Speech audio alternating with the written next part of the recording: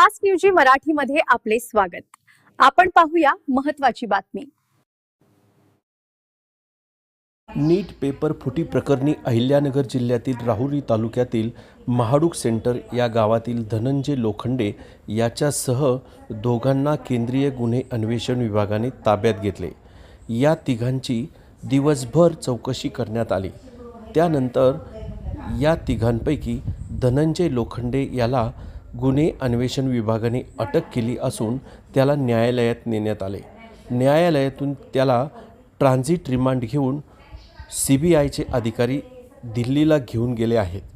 लोखंडे याची दिवसभरात सकाळी 11 वाजल्यापासून सायंकाळी 6 वाजेपर्यंत चौकशी सुरू होते।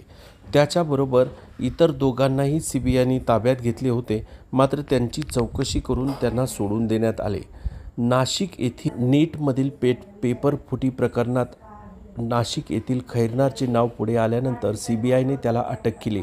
त्यानंतर CBIचे अधिकारी नाशिकवरून थेट अहिल्यानगर येथे आले।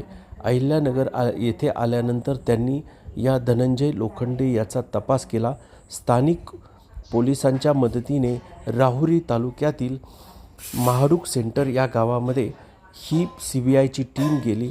त्या ठिकाणी त्यांनी या धनंजय लोखंडे यास अटक केली आणि त्याचबरोबर त्याचे 2 मित्रही ताब्यात घेण्यात आले।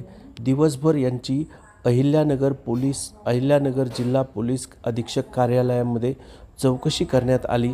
त्यानंतर CBIने या धनंजय लोखंडे याला अटक केली आणि उर्वरित दोघांना सोडून दिल्यानंतर ही टीम या धनंजय लोखंडे याला घेऊन दिल्लीला परत